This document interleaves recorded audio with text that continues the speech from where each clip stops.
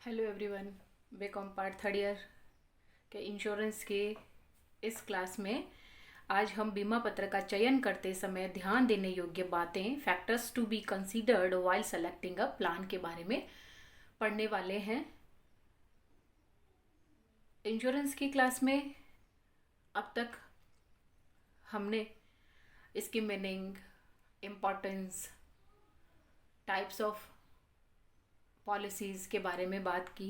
आज हम एक बीमा पत्र को खरीदते समय या एक प्लान लेने से पहले हमें किन किन बातों पर ध्यान देना होता है उसके बारे में बात करेंगे। यानी जब हम कोई पॉलिसी लेने वाले हैं या प्लान खरीदने वाले हैं या अपना पैसा इन्वेस्ट करने वाले हैं तो किन किन फैक्टर्स को हमें कंसीडर करना होगा, किन किन फैक्टर्स को हमें ध्यान में रखना होगा, या हम यूं कहें कि वो कौन कौन सी बातें हैं जो जीवन बीमा पत्र के चयन को प्रभावित करती हैं। तो ऐसी सिचुएशन में हम जिस समय पॉलिसी सेलेक्ट करने वाले होते हैं ये छोटी छोटी बातें हमारे लिए बहुत ही इम्पॉर्टेंट होती है। यदि हम इन छोटी छोटी बातों को ध्यान न दें तो हो सकता है आगे जाके हमारे लिए प्रॉब्लम हो सकती है। फॉर एग्जाम्पल, यदि हमारी परचेजिंग पावर या हम यूं कहें कि हमारी बचत यदि छोटी है तो हम बड़ा प्लान नहीं ले सकते, हमें छोटा प्लान ही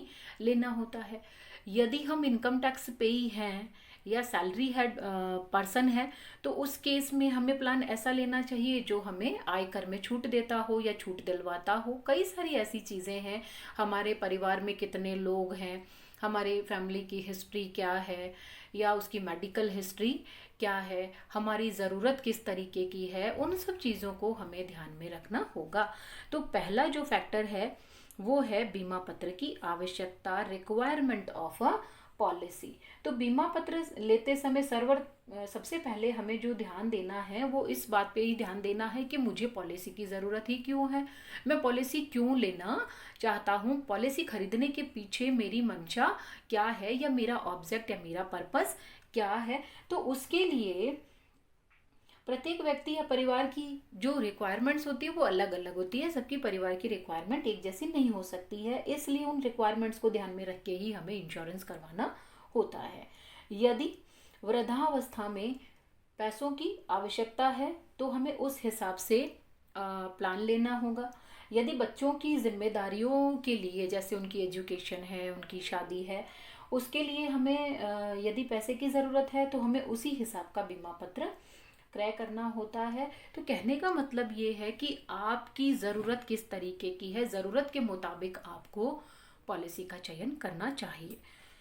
पॉइंट नंबर 2 है परिवार का आकार, यानी फैमिली या साइज ऑफ फैमिली। परिवार के आकार को ध्यान में रख करके भी बीमा पत्र का चुनाव करना चाहिए।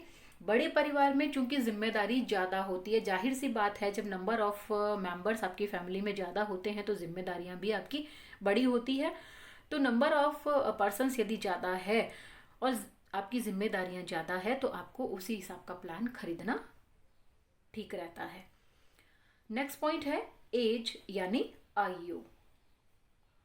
सभी प्रकार के बीमा पत्र सभी उम्र के व्यक्तियों के लिए नहीं हो सकते हैं। कम उम्र के लोगों के लिए उसी तरह के प्लान होते हैं, ज़्यादा एज के लोगों के लिए भी प्लान अलग तरीके के हो सकते हैं। अतः प्रत्येक व्यक्ति को बीमा पत्र का सिलेक्शन करते समय अपनी एज को भी ध्यान में रखना पड़ता है। जैसे कोई व्यक्ति यदि 25 की एज में प्लान लेता है तो उसके हाथ में कई सारे अल्टरनेट हो सकते हैं क्योंकि एज कम होती है। लेकिन यदि कोई 40 और 45 की एज में प्लान लेना चाहता है तो उसके लिए इतने अल्टरनेट हों ऐसा ज़रूरी नहीं है। तो एज फैक्टर को भी आप अवॉइड नहीं कर सकते हैं।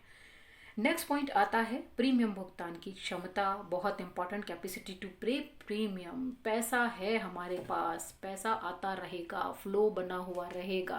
पैसा कब तक, किस एज तक आपके पास आता रहेगा। आज ज़्यादा आ रहा है, कल इतना आएगा नहीं आएगा। जैसे सैलरी में आज आपकी सैलरी 80,000 है और जब आप रिटायर हो जाते हैं, यदि प्लान आपका कंटिन्यू रहता है तो उस समय 80,000 सैलरी नहीं रहेगी, आपके पास आपकी पेंशन का ही एक सहारा होता है, तो उस समय आपकी पेइंग कैपेसिटी कम हो जाती है। तो प्रीमियम भुगतान की क्षमता को भी आपको ध्यान में रखना होता है और इसका सीधा सीधा संबंध आपकी आय से होता है, आपकी इनकम से होता है। नेक्स्ट पॉइंट प्रीमियम की अवधि। प्रीमियम पीरियड, यानी जो जिस प्रीमियम का भुगतान किया जाना है उस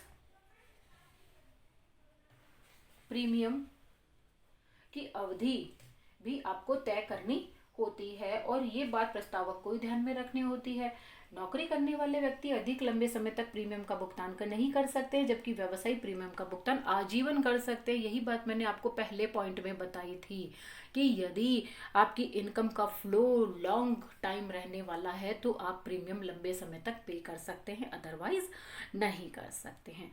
नेक्स्ट पॉइंट है इनकम, यानी आय। आपकी आय कितनी है, आय की जो निरंतरता है वो किस तरीके की है। यदि आय आपकी कंटिन्यू आपको मिलती रहती है तो बहुत अच्छे बीमा पत्र आप क्रय कर सकते हैं, और यदि नहीं तो आपको बीमा पत्र का चयन करते समय एक बार सोचना पड़ सकता है।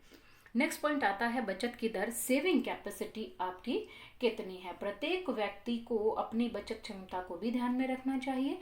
यदि कोई व्यक्ति अधिक राशि बचा सकता है तो वह आय की तुलना में अधिक बड़ी राशि का बीमा पत्र क्रय कर सकता है। बचत पे डिपेंड करता है, बचत आप कितनी कर सकते हैं, और यही बचत आपको बीमा पत्र का क्रय करते समय ध्यान में रखनी पड़ती है। नेक्स्ट पॉइंट है वित्तीय दायित्वों की पूर्ति। प्रत्येक व्यक्ति को बीमा पत्र का चुनाव करते समय अपने वित्तीय दायित्वों की पूर्ति को भी ध्यान में रखना चाहिए।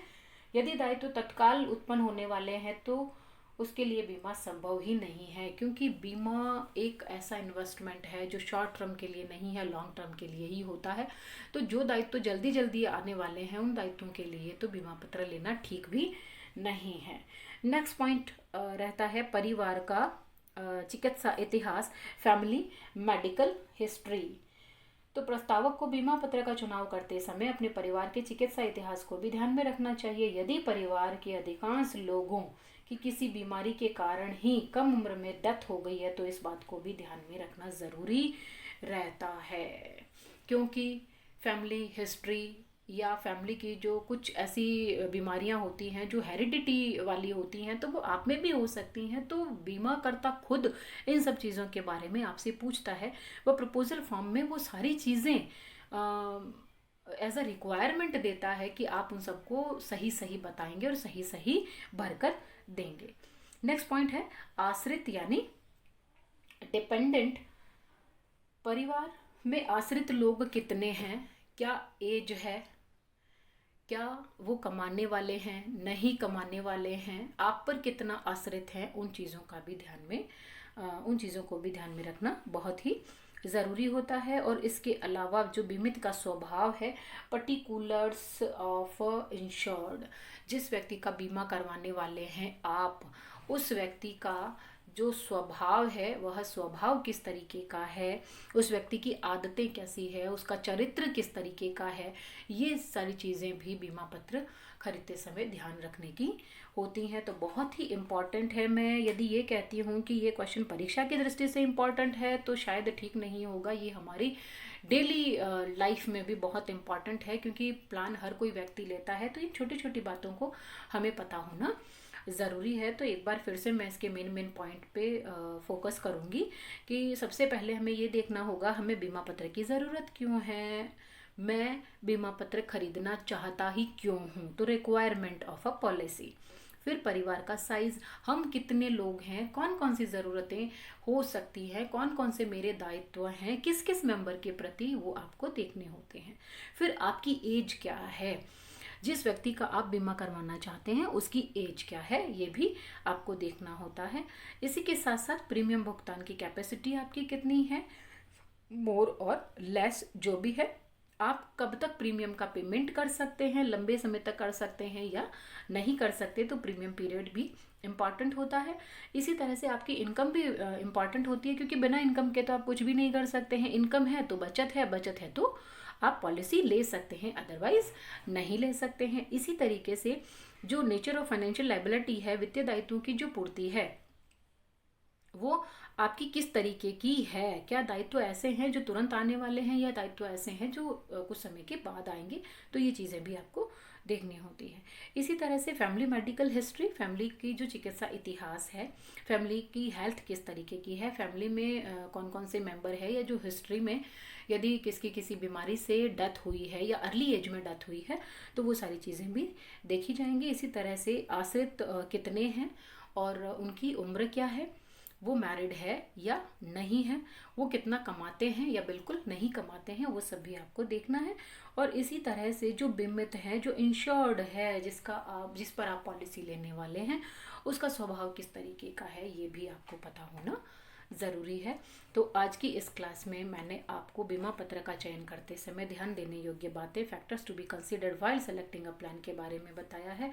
क्वेश्चन इंपॉर्टेंट है, पूछा जा चुका है कई बार, पूछे जाने के चांसेस भी रहेंगे, तो इम्पॉर्टेंट मान के इस पर अच्छे से फोकस कीजिएगा।